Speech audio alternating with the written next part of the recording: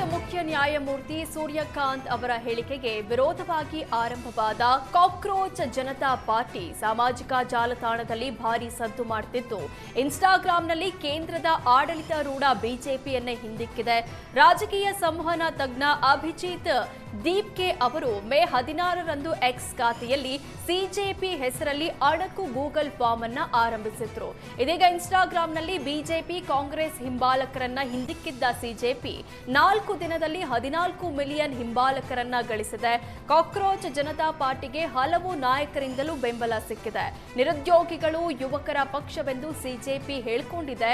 ಸೋಮಾರಿ ಮತ್ತು ನಿರುದ್ಯೋಗಿಗಳ ಧ್ವನಿ ಅಂತ ಪರಿಚಯಿಸಿಕೊಂಡಿರುವ ಕಾಕ್ರೋಚ್ ಜನತಾ ಪಾರ್ಟಿ 5 ಅಂಶಗಳ ಗಂಭೀರ ನೀತಿ ಪ್ರಣಾಳಿಕೆಯನ್ನ ತಯಾರಿಸಿದೆ.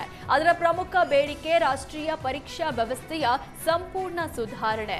ನೀಟ್, ಸಿಬಿಎಸ್ಇ ಮುಂತಾದ ಪರೀಕ್ಷೆಗಳಲ್ಲಿ ವಂಚನೆ ನಡೆದರೆ ಜವಾಬ್ದಾರ ಅಧಿಕಾರಿಗಳಿಗೆ ಕಠಿಣ, ಜಾಮೀನು ಸಿಗದ ಕ್ರಿಮಿನಲ್ ಶಿಕ್ಷೆ ಇರಬೇಕೆಂದು ಅವರು ಆಗ್ರಹಿಸ್ತಾ ಇದ್ದಾರೆ.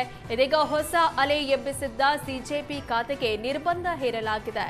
ಭಾರತ ಸರ್ಕಾರದ ಸೂಚನೆ ಮೇರೆಗೆ ಟ್ವಿಟರ್ ಅಕೌಂಟ್ಗೆ ನಿರ್ಬಂಧ ಹೇರಿದ್ದು, ಅಕೌಂಟ್ ತಡೆ ಹಿಡಿದ ಬಗ್ಗೆ ಸ್ಪಷ್ಟ ಕಾರಣ ಎಕ್ಸ್ ಖಾತೆ ಕೊಟ್ಟಿಲ್ಲ. ಟ್ವಿಟರ್ ಅಕೌಂಟ್ ನಿರ್ಬಂಧದ ಬಗ್ಗೆ ಅಭಿಜಿತ್ ದೀಪ್ಕೆ ಪ್ರತಿಕ್ರಿಯಿಸಿದ್ದಾರೆ. ಇದು ನನಗೆ ಮೊದಲೇ ಗೊತ್ತಿತ್ತು, ಭಾರತದಲ್ಲಷ್ಟೇ ಅಕೌಂಟ್ ನಿರ್ಬಂಧಿಸಲಾಗಿದೆ ಅಂತ ಅಭಿಜಿತ್ ದೀಪ್ಕೆ ಹೇಳಿದ್ದಾರೆ.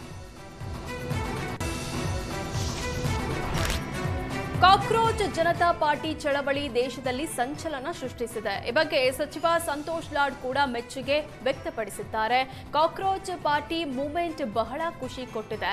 ಪ್ರಜಾಪ್ರಭುತ್ವದಲ್ಲಿ ಇಂತಹ ಮೂವ್ಮೆಂಟ್ ನಡಿಬೇಕು, ಇಂತಹ ಹೋರಾಟಗಳು ನಡೀತಾ ಇರಬೇಕು, ಎಲ್ಲರೂ ಒಟ್ಟಾಗಿ ಹೋರಾಟ ಮಾಡಬೇಕು.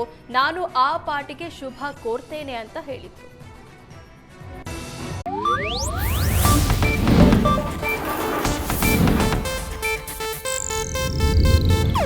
ಇದು ಏಷ್ಯಾನೆಟ್ ನ್ಯೂಸ್ ನೆಟ್ವರ್ಕ್ ಪ್ರಸ್ತುತಿ.